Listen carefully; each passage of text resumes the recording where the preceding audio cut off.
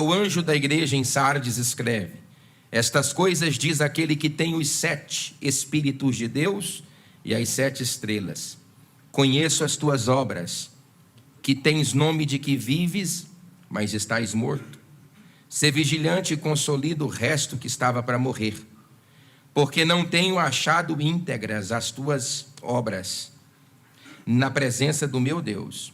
Lembra-te, pois, do que tens recebido e ouvido, guarda-o e arrepende-te. Porquanto, se não vigiares, virei como ladrão, e não conhecerás de modo algum em que hora virei contra ti. Tens, contudo, em Sardes umas poucas pessoas que não contaminaram as suas vestiduras, e andarão de branco junto comigo, pois são dignas. Ao vencedor será assim, vestido de vestiduras brancas, e de modo algum apagareis o seu nome do livro da vida. Pelo contrário, confessarei o seu nome diante do meu Pai e diante dos seus anjos. Quem tem ouvidos, ouça o que o Espírito diz às... Podeis assentar, dando glória a Deus. Uma pequena carta endereçada a uma igreja, uma das 7 igrejas da Ásia Menor, a igreja de Sardes. Quando nós vamos procurar algum recurso literário para fazermos uma análise mais profunda do entendimento eclesiástico da igreja sob os auspícios desta palavra, quase nós não encontramos. O que de fato a gente encontra são palavras anagogizadas e que transmitem muito mais o entendimento daquele que ministra do que propriamente exaure do texto aquilo que ele está dizendo. Para isto é interessante nós fazermos algumas observações sobre a cidade, para compreendermos esta palavra de Jesus, através de São João, a uma igreja que estava praticamente morta. Todas as igrejas da Ásia Menor, que são 7 ao todo, as igrejas de Éfeso, Esmirna, Pérgamo, Tiatira, Sardes, Filadélfia e Laodiceia, esta igreja tinha nome de que estava viva, mas de fato estava morta. Logo, a mensagem que nós acabamos de ler, do versículo 1 do capítulo 3 até o versículo 6, é uma mensagem viva endereçada a uma igreja morta. A cidade de Sardes, ela logra o título de capital meridional da Lídia por pelo menos 1200 anos antes da época em que esta carta foi escrita. A popularidade, riqueza e comércio dessa cidade eram característicos da extração de ouro que se fazia no rio que corria dentro da cidade, chamado Rio Pactolo. Como se não bastasse isso, ela também tinha a produção e o tingimento de lã, principalmente com cores vívidas como a escarlata e o carmesim especificamente.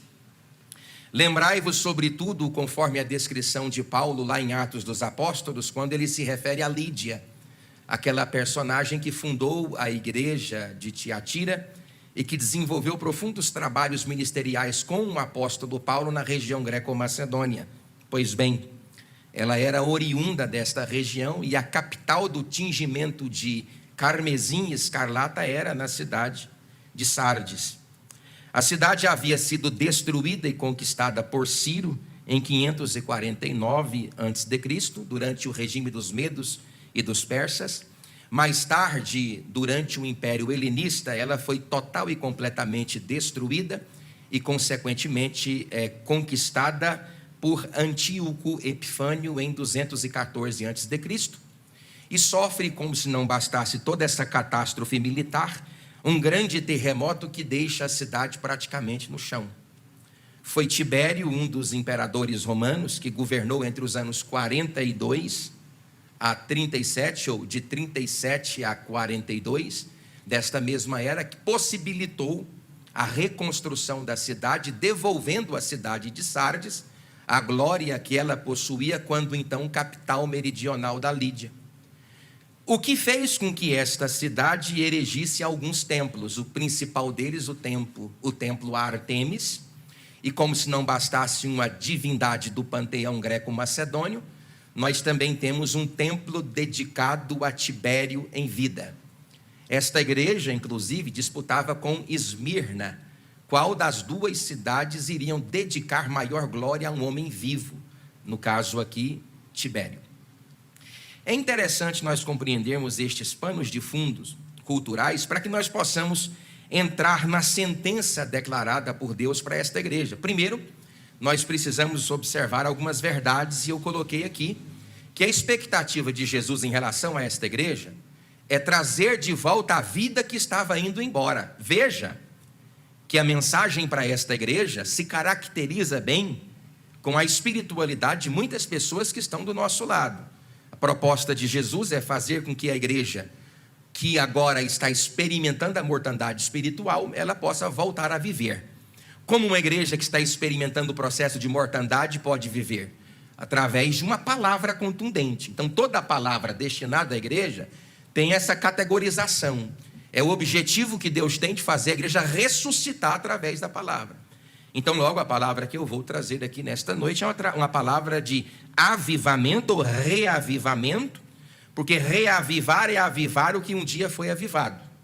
A palavra reavivamento é trazer vida a alguém que está morto, que já esteve vivo. É diferente, por exemplo, de uma experiência de um novo nascimento, quando alguém vem de fora para cá e aceita Jesus. Não.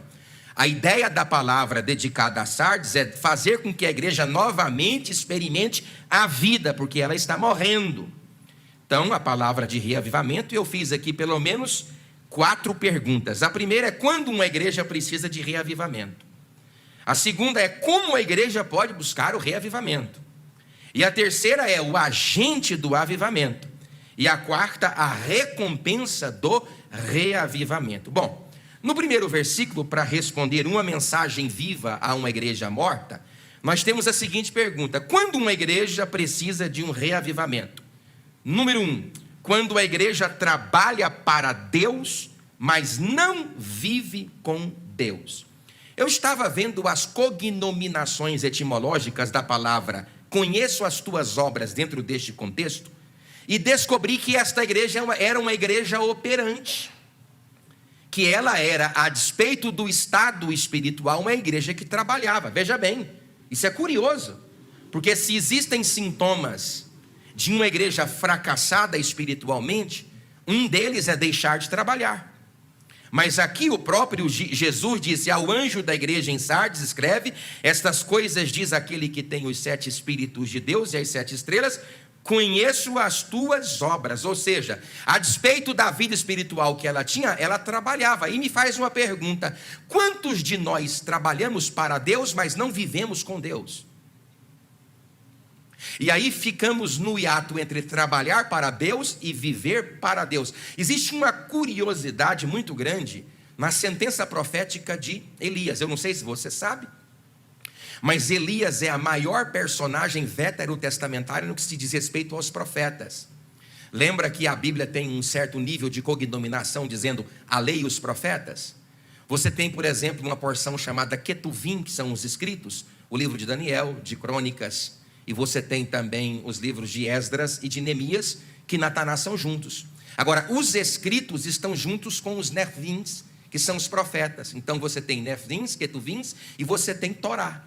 Lá na sinagoga primitiva você tem 2 cadeiras, a cadeira de Moisés e a cadeira de Elias, porque Elias é o maior símbolo veterotestamentário do espírito da profecia. E existe uma curiosidade sobre Elias. Sempre você vai ver a fala: o Deus cujo a presença afasta estou. Então, antes de trabalhar para Deus, Elias vivia com Deus. O grande problema é que nós estamos trabalhando para Deus sem estar em Deus, quando a operação ministerial é mais importante do que a vida espiritual, quando o ativismo presbiteral é mais importante do que o relacionamento com o Deus da obra. Então nós temos aqui uma igreja que ela trabalha para Deus, mas não vive com Deus. Ele está dizendo: eu conheço as tuas obras, e quando eu observo o trabalho que vocês fazem diante de mim, eu percebo que vocês não vivem comigo. Agora, como, pois, pode alguém trabalhar para sem viver com? A resposta é simples: intenção. As intenções do meu coração ao trabalhar para Deus revela se eu estou com Deus. Porque tem gente que trabalha porque quer aparecer, tem gente que trabalha porque quer brilhar, Tem gente que trabalha porque quer mostrar para aquele que não trabalhou que ele tem condições de fazer aquilo que o outro não fez. Tem gente que as motivações do seu trabalho são carregadas de rivalidades, pleitos, facções e inimizades. Então, quando eu trabalho para sem estar com, quando a obra que eu produzo não revela a integridade do meu caráter, pelo contrário, a satanização de mim mesmo. Porque às vezes eu posso ser um oficial do diabo trabalhando na obra de Deus. Segundo ponto, quando uma igreja precisa de reavivamento, quando a reputação precede a essência. Jesus diz para essa igreja: tu tens nome. Repita comigo: tu tens nome no 3. 1, 2, 3. É nome, nome fala de reputação. Então, quando uma igreja precisa de reavivamento, quando a reputação precede a essência. Irmãos, entre reputação e essência, essência. Entre produção e caráter, caráter. Todas as vezes que a minha reputação preceder a essência, eu tenho um nome. Olha, você tem nome. As pessoas olham para você e vê que você tem nome, tem aparência, tem estética, tem rótulo, tem invólucro, tem embalagem, tem carcaça. Mas cadê a essência? Cadê a vida espiritual na igreja? Cadê a espiritualidade íntegra e autêntica? É uma igreja que se baseia muito mais naquilo que ela deixa transparecer com os olhos do que propriamente na essência. Por isso, querido, que olha aqui para mim te explicar uma coisa. Se existe algo, conforme Jesus mostra em pelo menos 2 parábolas, capazes de determinar se eu tenho essência ou embalagem, é tribulação. Lembra das 2 casas, uma edificada sobre a rocha e a outra sobre a areia? A casa que é edificada na rocha sofre tanto como a casa que está edificada na areia. Logo, vida espiritual não me livra de intempéries da vida, mas me ajuda a manter nelas. As mesmas implicações de vento, água, tempestade que sopraram na casa de areia, sopraram também na casa edificada sobre a rocha. A diferença não é a ausência ou não de crises, é como eu vou lidar com ela. Tem gente na igreja que não suporta crise. Existem pessoas na igreja que não suportam problemas, que não suportam dificuldades, que não suporta momentos difíceis. Então, todas as vezes que o vendaval passa e eu permaneço de pé, eu estou mostrando para as pessoas, para as circunstâncias, para os demônios, que pode vir o que vier. Eu não tenho só embalagem, eu também tenho fundamentos de fé que estão cravados na rocha verdadeira, que é Jesus Cristo nosso Senhor, a pedra angular. Você pode dizer glória a Deus? Agora tem gente não, que ele tem nome de que está vivo. Agora deixa vir uma prova. Deixa vir uma calúnia contra essa pessoa. Deixa soprar o vento, soprar a tempestade. Não, tempestade, eu estava estudando sobre tempestades, e eu descobri que ventos de 400 quilômetros por hora arranca telhados inteiros da casa. Dependendo dela, derruba. Então, dependendo da quantidade do vento, é facinho. Às vezes pode ser só a brisa do lobo mau. Lá naquelas casinhas daquele desenho. Você não suporta. Você precisa mostrar para esta circunstância que você não é um cristão nominalista que tem só invólucro e rótulo. Você tem que mostrar para as circunstâncias que te cercam que você tem a presença do eterno Deus na sua vida. Você pode dizer glória a Deus? Quando é que uma igreja precisa de um reavivamento? Quando ela vive de aparência. A primeira coisa, quando a reputação precede a essência, quando ela vive de aparência. Olha, tem nomes de que vives, ou seja, eu fazendo uma leitura estética a partir da compreensão que eu tenho, porque toda e qualquer compreensão que eu tenho acerca de você, ela é limitada nas minhas limitações psicobiosociais. Eu enxergo o que eu vejo, eu sinto o que me toca, eu degusto aquilo que eu provo. Então, a minha compreensão acerca da sua espiritualidade, ela é limitada. Mas Jesus não, mas vamos falar disso no final. Ele tem 7 espíritos, a análise dele é cirúrgica. As pessoas de Sardes olham para vocês e dizem, estão todos vivos, mas eu digo, vocês estão mortos. Irmão, isso é doído. É doído você ter esse diagnóstico, porque não é um diagnóstico que vem de baixo para cima, é um diagnóstico que vem de cima para baixo. Quem está dizendo que a igreja está morta é o dono dela, é Deus, é Jesus. Ele está dizendo, olha, e o engraçado não é isso. O engraçado é que não há problema, não há nenhum tipo de problema em eu reconhecer a mortandade que tenho. Quem mais confessa pecado não é quem menos peca, quem mais perto de Deus está. Não é problema eu reconhecer a mortandade em algum âmbito da minha espiritualidade. O problema é as pessoas me convencerem de uma vida que eu não tenho. O problema é quando as pessoas lá de fora me convencem de uma espiritualidade que eu não tenho, de uma vida que eu não tenho, de uma retórica que não existe. Eles me inflam de uma vaidade desnecessária, porque toda a confecção da produtividade que eu tenho diante de Deus, ela é oca, ela não existe. Então, não é problema eu reconhecer que estou morrendo ou em processo de mortandade. O problema é eu estar morto e pensar que está vivo. Esse é que é o problema. Aí Jesus diz, tu tens nome. Todo mundo que olha para você fala, está vivo. Está forte, está poderoso, está poderosa, está cheio do Espírito Santo, mas eu sei que tu estás morto. Eu, irmãos, até quando eu escuto uma profecia que bajula demais o meu caráter, eu me preocupo. Porque nenhum tipo de comportamento, por mais profundo que seja, merece ser bajulado por aquele que está lá em cima. Nenhum. Se tem algo que Deus não faz, é massagear e inflar o ego de quem não pode ser suflado. Nenhum homem pode ser suflado. Nenhum homem pode ser suflado.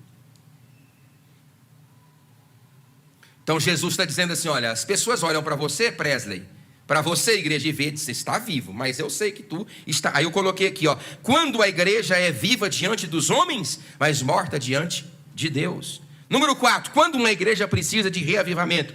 Quando os seus membros são secularizados. Irmão, você sabe o que é secularismo? Você sabe o que é secularismo? Mundanismo. Secularizados, mundificados. Você viu aqui, por exemplo, nesta igreja, que ela está sofrendo uma repreensão por ela ter se envolvido com as doutrinas de Balaão? Você está vendo uma queixa nesta igreja sobre ela ter se envolvido com a doutrina dos nicolaítas? Você está vendo a influência da ministração de Jezabel nesta igreja? Logo que me faz compreender que a ortodoxia dessa igreja era coesa, mas não tinha vida.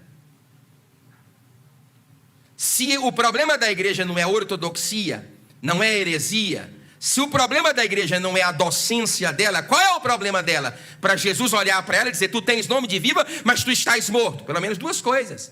Mundanismo e secularismo. O que é secularismo? É a capacidade que eu tenho de secularizar.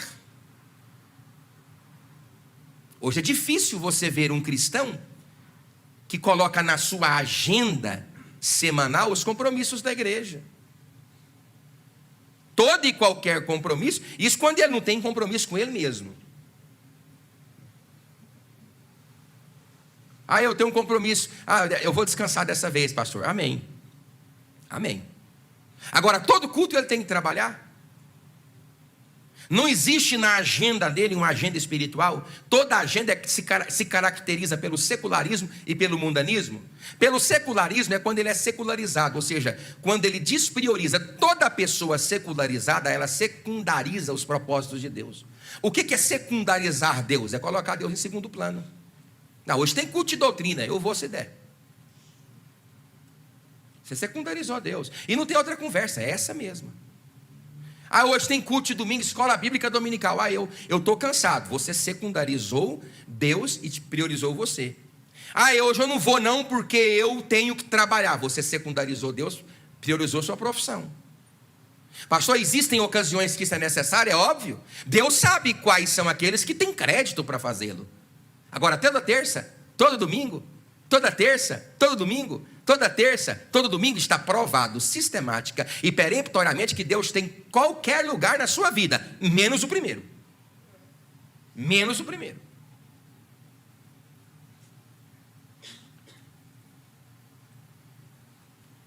Aí ele secundariza terça, o mês todo secundariza. E domingo, irmão, eu vou ficar com a família. Eu quero ver qual é a família que resiste. Hoje um companheiro falou comigo, pastor, estou tendo problema assim, com o filho. Eu pensei comigo, se ele soubesse, só Deus, irmão, tem poder de sustentar a sua família. Você não dá conta, você não tem punho, você não tem força moral, administrativa, paternal, maternal. Você não consegue, até porque a criança que você gerou é independente, você não criou ela para você. Por isso que eu sou contra casamento onde a mulher prioriza filho. Sou totalmente contra. De casamentos onde a mulher prioriza filho e filha. Sou totalmente contra. Entre meus filhos e minha mulher é minha mulher. Até porque eu não criei filho para mim. Criei meus filhos para eles mesmos. Eu tenho um menino, quando ele arrumar uma mulher, não quer nem saber de mim, não. A minha filha, quando arrumar um macho, um homem, quer também saber de mim, não. Vai cuidar da vida dele. E é meu prazer que eles o façam, e o mais rápido, em nome de Jesus. Meu compromisso é com a minha esposa. Eu sei que esse assunto tem indícios de radicalidades comportamentais, mas é assim que eu estou acreditando. Até porque eu não me faço uma só carne com Isaac nem com a Débora. Eu me faço uma só carne com quem? O único ente que tipifica caracteristicamente a figura da trindade, um Deus quanto a essência, ele é único, quanto a personalidade, ele é trino, é o casamento. Quando eu me deito com a minha mulher e experimentando o coito, a Bíblia fala, e conheceu. Quando eu conheci a minha mulher, tal como conheço quase todos os dias, aí eu me faço vive da trindade do Espírito Santo. Você pode dizer glória a Deus? É assim. O meu compromisso é com a minha esposa, e o seu deve ser com a sua esposa, e o seu deve ser com o seu marido. Você pode dizer glória a Deus por isso. Se quiser priorizar seus filhos, tudo bem. Agora eu priorizo minha esposa.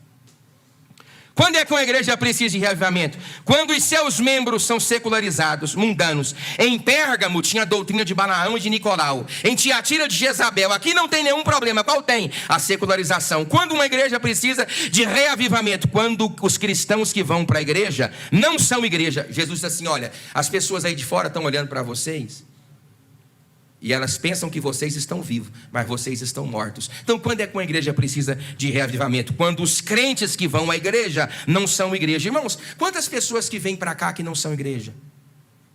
Irmãos, eu fico vendo às vezes cada pessoa, cada fala, cada comportamento, e às vezes que sou notificado de um comportamento esdrúxulo nas redes sociais, eu fico estupidificante. Com sabe, a capacidade que as pessoas têm de se colocar como cristão não sendo. Pessoas áridas, pastor. Então, uma igreja precisa de reavivamento? Precisa. A de Sardes precisava? Precisava. Como a igreja pode buscar reavivamento? Está aí, ó. Deus não se impressiona com coisas que impressionam os homens. Ser vigilante consolida o resto que estava para morrer.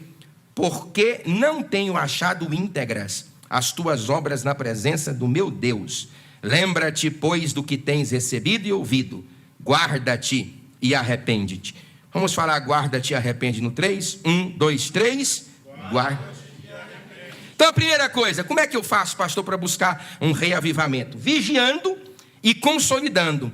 Não se perdendo com aqueles que perdem. Porque Jesus vai dizer aqui, lá no versículo de número 5, que havia uns poucos na igreja que não morreram com a morte dos demais. Porque há sempre um remanescente na igreja. Há sempre alguém que não se dobra diante de Satanás. Há sempre alguém que se levanta e que levanta uma chama na igreja. Por quê? Porque essa igreja está praticamente morta, mas tem remanescente. Tanto é que a fala de Cristo em relação aos que estão mortos é exatamente por causa dos que estão vivos. Jesus fala assim, ó, como é que eu faço, pastor, para buscar um reavivamento? Vigiando e consolidando. Vigiando e consolidando. Não se perdendo com os que perdem. Não morrendo com os que estão mortos. O resto que estava. Ele está dizendo assim, olha, vigia e consolida os poucos que ainda são fiéis. Ou seja, preserva o pouco da maldade dos muitos. Preserva os vivos da mortandade dos mortos. É o que ele está falando aqui. Em segundo lugar, agradando a Deus com suas obras. Lembra que a igreja não agradava a Deus com as obras? E se ela produzia e as obras que ela produzia não serviam para agradar a Deus? Então por que essas obras não agradavam a Deus? Porque elas eram obras carregadas de intenções equivocadas, irmãos. O Antigo Testamento julgava atitude, tanto é que a lei julga ações.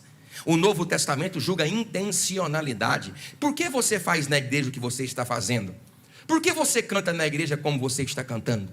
Por que você prega como você está pregando? Quais são as suas reais preocupações quando você desenvolve um serviço para Deus? É o que ele está dizendo aqui. Ele está dizendo aqui que esta igreja precisa agradar a Deus com as suas obras. Olha a fala, na presença do meu Deus. Número 3, volta urgente a palavra de Deus. Repita comigo, irmãos, a fala, tens recebido e ouvido. No 3, 1, 2, 3. Tens recebido e ouvido. Você está vendo o que a igreja tem recebido todo o culto? A palavra. O que a igreja tem escutado todo o culto? A palavra. Qual que é a orientação de Jesus para uma igreja que deseja buscar o reavivamento? Ele diz, tu tens recebido e ouvido, guarda e arrepende. Porque toda vez que Deus fala contigo algo que machuca o seu coração, é Deus mandando você voltar para o caminho da casa do Pai. Então ele está dizendo assim, a volta urgente à palavra de Deus. Lembra-te, pois, do que tens recebido e ouvido. Em quarto lugar, como uma igreja pode buscar o reavivamento? Com um arrependimento genuíno. Guardá-lo e guarda-o e arrepende-te. Irmãos, quantas pessoas elas não guardam e não arrependem? Quantas? Qual é a prova verídica do arrependimento? Não são lágrimas que caem dos olhos, são mudanças de atitudes. A única diferença que, olha, inclusive o arrependimento com remorso são praticamente sinônimos. Remorso e arrependimento são irmãos. A distinção do remorso para o arrependimento, para dizer a verdade, o remorso é uma das etapas do arrependimento. Mas a definição total do arrependimento é mudança de atitude. Se eu tenho remorso, ou seja, se o meu arrependimento é desassociado de mudança de atitudes, então não é arrependimento que eu senti, foi remorso que eu me causei. E a gente pode sentir remorso por qualquer coisa, mas arrependimento, só o poder da palavra pode produzir no nosso coração. Jesus disse assim lá no livro de Salmos, escondi a tua palavra no meu coração para não pecar contra ti. Porque não pecar após o pecado, não mais pecar, é uma evidência característica de alguém que não só sentiu condoer o coração, mas de alguém que se arrependeu. Como alguém pode não pecar mais depois de se arrepender? Colocando a palavra no seu coração. Você pode dizer glória a Deus? Em quinto lugar, volta à santidade. Irmãos, antigamente nós tínhamos estes eventos na igreja que falavam sobre santidade. Só que a palavra santidade ficou em desuso. A palavra santidade ficou em desuso. Aí você pergunta, pastor, em via de regra, o que é santidade? Eu não sei o que é santidade, porque santidade é um estado. Santificação é um processo. Então, o que é a santidade? Como alcançar a santidade? Você não precisa correr em direção à santidade. Não. Você não precisa correr em direção à santificação. Não. Você não faz duas coisas, você só faz uma. Você corre do pecado. E ao correr do pecado, você consequentemente se santifica. Só isso. Por isso que John Wesley diz, Senhor, dai-me 100 homens que não temam nada, a não ser o pecado, que eu balançarei o mundo. Porque santidade não é correr em direção dela, é correr do pecado, porque você não sabe, nem conhece o que é santidade. Toda a compreensão de santidade que você tem é limitada às suas deficiências psicobiosociais. Mas a experimentação de pouca santidade que lhe é partilhada se dará mediante a capacidade que você tem de afastar daquilo que te faz pecar. Então você não corre em direção à santidade, você se santifica quando corre do pecado. Nenhum homem é mais forte do que ele mesmo. Nenhum homem é mais forte do que as suas próprias paixões. Nenhum homem, por mais brilhante que seja, é mais forte do que ele mesmo. Por isso que nenhum homem é maior do que o intervalo de sua oração. Nenhum homem é o que é quando ele está sobre os seus joelhos. Nenhum homem é grande o suficiente para encarar a carnalidade. Nenhum homem. Por isso que José fugiu. José, que não tinha sapiência, que não tinha capacidade de salmodiar, que não tinha um coração tão íntegro como o coração de Deus, não caiu, porque fugiu, porque se ficasse tinha caído. Por que Davi caiu? Porque ele encarou ele mesmo. Ele queria deliciar de Betseba, ou Betsuba, ou Betsuá. Ele não queria se deliciar de Betseba. Ele queria se deliciar dele mesmo. Dele mesmo. Ele queria satisfazer a si mesmo no corpo de outrem. Arrogante, prepotente e egoisticamente. Ele não queria fornecer prazer, ele queria prazer. Porque ele se deu conta de que existe um inimigo que é mais forte do que ele. Quem? Ele mesmo, não é o diabo. O diabo, quando te vence, ele não apresenta para você ele mesmo. O diabo, quando te vence, ele te apresenta você mesmo. As suas inclinações, suas paixões, seus defeitos. Então, como eu posso buscar a santidade? Fugindo do pecado. Repita comigo, irmãos. Contra o pecado. Bora, irmãos. Contra o pecado, eu fujo. Simples assim.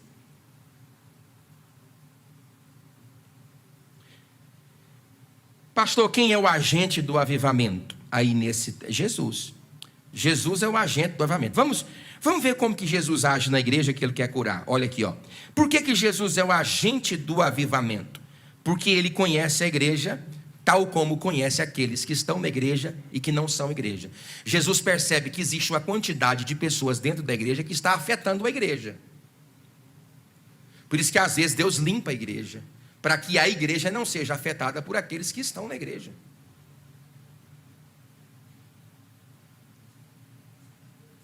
Às vezes se faz necessário Deus purificar a igreja, vou abrir aspas, dela mesma, que não é igreja. Esse processo é de sangria. Você sabe que na Idade Média tinha esse método, né, de cura de enfermidades pela sangria. Não sei se vocês sabem, quem sabe disso aqui.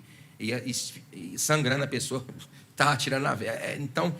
Então, às vezes Deus sangra a igreja para proteger a igreja da igreja. Abre aspas para a igreja. Abre aspas para a igreja.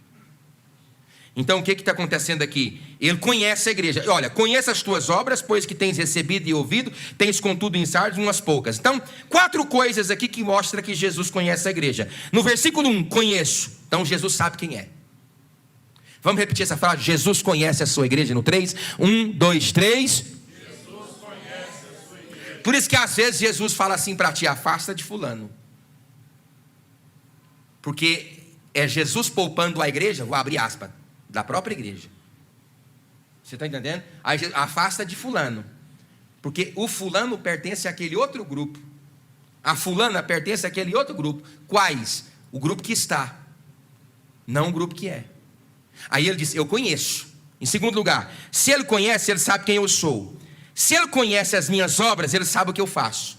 Então ele não só conhece quem eu sou, mas ele conhece o que é que eu faço. Conheço as tuas obras. Está no versículo 1. Ele sabe o que é que eu faço. Ele me conhece quando ninguém me conhece. Ele me conhece a despeito do que as pessoas me conhecem. Inclusive o que as pessoas veem de mim fazem com que elas digam: você está vivo. Mas o que ele sabe de mim, ele está dizendo: tu estás morto. Terceiro lugar, pois do que tens recebido e ouvido. Então, ele sabe quem eu sou, ele sabe o que eu faço, e ele sabe o que ele tem me dado.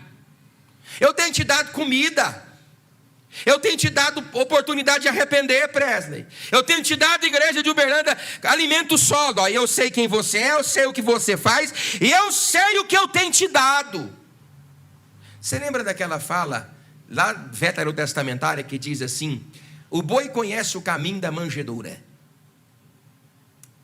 mas o meu povo não me conhece. Quem é o povo? Quem é o povo que Deus está condenando? Qual povo, irmãos? O povo de Israel.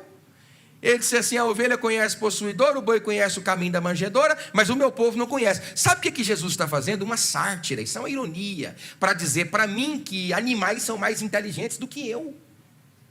E aí ele vai completar o raciocínio muito pior: cavam para si cisternas com águas rotas, que não retém água. Gente, ele está se equiparando. Jesus está equiparando, Deus está equiparando o seu povo. No ambiente veterotestamentário é Deus equiparando Israel. Deus está equiparando a Israel a animais. Ainda diz: os animais são melhores de ser lidados que vocês, porque a ovelha conhece o possuidor, o boi conhece o caminho da manjedoura, mas vocês não me conhecem. Eu conheço vocês, eu sei o que vocês fazem, eu sei o que eu tenho dado: comida limpa, comida pura, comida transparente, que desce do altar da glória, capaz de alimentar aquele que está morto e trazer à vida um vale de ossos secos. Mas o meu povo não conheceu o meu nome. É o que ele está dizendo. Em quarto lugar, tens contudo em Sardes umas poucas. Vamos repetir isso no 3, umas poucas? 1, 2, 3. Vamos de novo, 1, 2, 3, umas poucas. Ele está dizendo assim, olha, no meio, irmão, você já viu a história da igreja de Sardes, tamanho da igreja? Uma cidade de mais ou menos 20 mil habitantes, a maior cidade do antigo mundo é a cidade de Roma, com quase 1 milhão de habitantes. Eles chegam a considerar a possibilidade que Éfeso tinha 500 mil pessoas, Alexandria tinha entre 300 a 500 mil pessoas, são cidades do antigo mundo. A cidade de Pérgamo era uma cidade de umas 150 a 250 mil pessoas. Essa cidade era uma cidade pequena, uma cidade de 20, 25 mil pessoas. Provavelmente no tempo em que ela era capital da Lídia, ela era mais proeminente, porque ela era favorecida por rotas comerciais. Mas aqui o Império Romano já havia conquistado o mundo, e só o Império Romano fez mais de 430 mil quilômetros de pavimentação, acerca das quais 83 mil quilômetros eram pavimentadas. Hoje, por exemplo, a cidade de Capua, a Roma, tem uma via chamada a Via Ápia, que está hoje tal como ela era quando ela foi construída antes de Cristo. Mas nessa época aqui era uma cidade de 20 mil pessoas. No Piauí, por exemplo, uma cidade de 20 mil pessoas é uma metrópole. É a metrópole. Mas Jesus disse que dentro da igreja tinha quantas pessoas, irmãos? Quantas pessoas, irmãos? Poucas. Gente, o problema da igreja não é só o problema da igreja de hoje, não. Olha o problema de hoje, ontem aqui, 2000 anos. Olha o problema da igreja atual, aqui há 2000 anos atrás. Bem aí, tem umas pouquinhas pessoas que essa carta serve para poder, para que serve essa carta? Ser vigilante e consolida o resto que está para morrer. Porque às vezes você não suporta a pressão de ter que conviver com tanta satanicidade, com tanta desespiritualização na igreja, com tanto secundarismo, secularismo, mundanismo, com tanta coisa errada na igreja. Ele está dizendo: guarda os pouquinhos que tem. Vocês estão ouvindo a seriedade disso aqui, irmãos? Diga glória a Deus. Inclusive, teve aqui no 2º século da era cristã, não vou entrar muito na história, porque se eu entrar, já desgasta mais do que eu já tenho desgastado, os irmãos. Mas nós temos aqui um dos primeiros documentos apologéticos endereçados contra o império, foi feito pelo pastor desta igreja. Eu esqueci agora o nome dele, quem sabe eu recordo. Porque a igreja experimentou sim um reavivamento. Os estudiosos dizem que não foi um reavivamento suficiente, preste atenção, para despertar a vida naqueles que estavam mortos. Tanto é que no fim do 2º século já não tinha mais igreja. Engraçado, Efigênio, homens mais brilhantes do que eu, trazendo mensagens autoritativas e inspiradas pelo próprio Cristo, não foram capazes de ressuscitar na igreja a vida que foi embora. Para você ver que não é brinquedo, meu irmão. Vida espiritual é uma vida de treinamento, é uma vida de cotidianidade, é uma vida de profunda dedicação. Irmão, se você faltar 2, 3 domingos seguidos, acabou.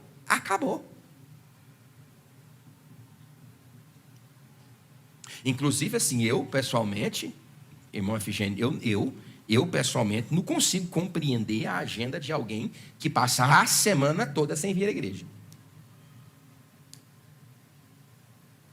Eu sei que a igreja ela não salva, mas nela se fala de salvação. A igreja não perdoa, mas nela se fala de perdão. A igreja não é única e suficiente para proporcionar para a pessoa todas as respostas que ela necessita e precisa, mas é dentro dela e com ela que a pessoa pode experimentar aqui na terra o melhor da presença de Jesus Cristo. Então, por que Jesus é o agente do avivamento? Estou terminando. Porque Ele conhece, Ele sabe quem eu sou, Ele sabe o que eu faço, Ele sabe o que Ele me deu, e Ele sabe se eu aproveito. Porque aqui, tens contudo em Sardes umas poucas, ou seja, de tudo que eu estou falando na igreja, tem só um pouquinho que está aproveitando.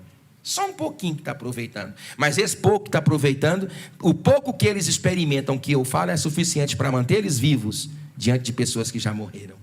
Oh, glória! Oh, aleluia! Você pode dizer glória a Deus?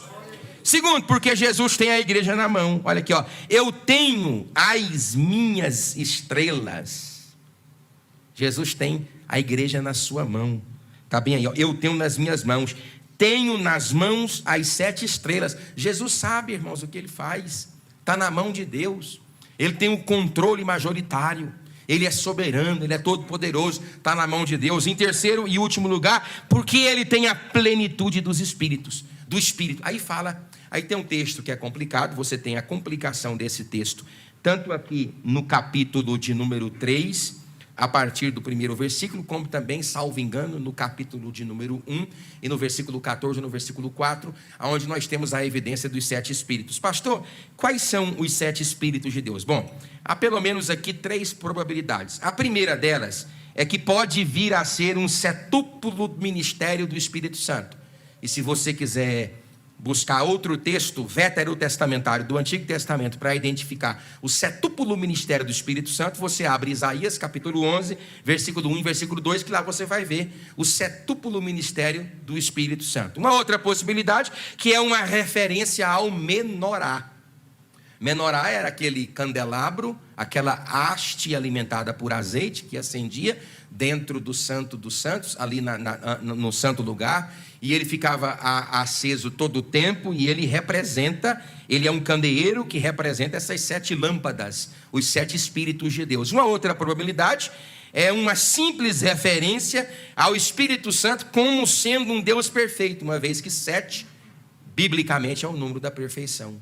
Então, quando Jesus fala assim, eu tenho os 7 espíritos, ele está dizendo, eu sou um Deus perfeito, meu espírito é perfeito. Ou seja, a análise que as pessoas, até porque essa questão ela carrega um pouco de onisciência, de entendimento além do superficial, porque Deus não é só onisciente, ele é presciente. A presciência é um atributo dentro da onisciência que faz com que Deus saiba antes que as coisas ocorram. É pré-ciência, é um pré-entendimento, é uma pré-concepção. Aí essa mensagem dos 7 espíritos, ela caracteriza antiteticamente a ideia do povo, porque o povo está olhando para a igreja e fala, vocês estão vivos, que os meus olhos veem, é uma igreja viva, lotada, cheia, o povo pulando dentro dela, eita meu Deus, é tanta coisa, é tanto brilho, é tanta luz, é tanta gente, eita, vocês são demais. Então é baseado naquilo que os homens veem, eles só veem com os olhos. Agora eu não, eu tenho 7 espíritos. Aí eu não vejo isso aí que as pessoas veem. Exatamente por elas verem o que elas veem, elas estão dizendo, vocês estão vivos. Mas como eu vejo para além do que elas conseguem ver, eu estou dizendo, vocês são mortos. Veja que coisa.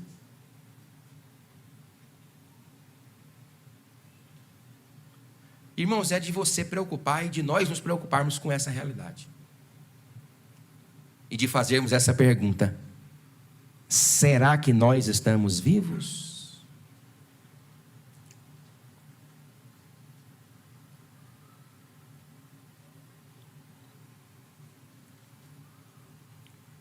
Pastor, qual é a recompensa? Vamos só ler. Ao vencedor será assim, vestido de vestiduras brancas, e de modo nenhum apagarei o seu nome do livro da vida. Vamos repetir o seu nome do livro da vida no 3. 1, 2, 3. Seu nome do livro da vida. Agora, engraçado, irmãos, você já viu no livro da vida constar o nome de gente morta?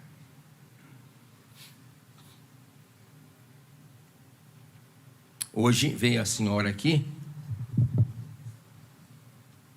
está aqui o nome dela, falei para os irmãos ir lá ajudar ela, está gravando, não vou falar, a vida difícil, vida sofrida, e eu disse para ela, você precisa providenciar uma forma imediata de você viver para morrer. Porque vivendo para viver, olha a situação que a senhorita está. É melhor você preparar para morrer em vida do que morrer e ser surpreendida com a verdadeira morte. Porque essa morte corporal, porque Deus não deu o corpo, Deus não deu alma para corpo. Deus deu um corpo para a alma. Esse corpo ele é transitório, passageiro, limitado. Ele vai acabar. O problema é quando você tombar com o seu corpo e a sua alma permanecer de pé. Aonde é que ela vai? Para onde a sua alma irá? Aí eu disse para ela: o que a senhora veio carregando ao longo dos seus quase 70 anos, onde a senhora está? Não está na hora de se preparar para morrer com o Senhor? Eu disse e orei. Tem gente que não se preocupa, porque não tem como Jesus colocar no livro da vida nome de gente morta. Lá só tem nome de gente vivo. Você pode dizer glória a Deus? Pelo contrário, confessarei o seu nome diante do meu Pai e diante dos seus anjos. Você já pensou, irmão, Jesus dizendo assim, lá no céu: Pai, o Presley é o meu servo.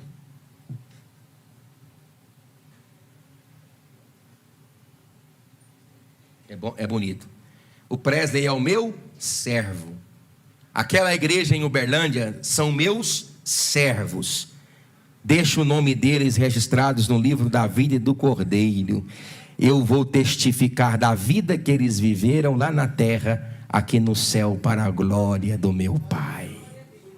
Coisa linda, né, irmãos? Agora vai chegar o fim da vida e tem gente que vai pagar um alto preço. Meu Deus, tem misericórdia. Quem tem ouvidos, ouça o que o Espírito diz às... Amém.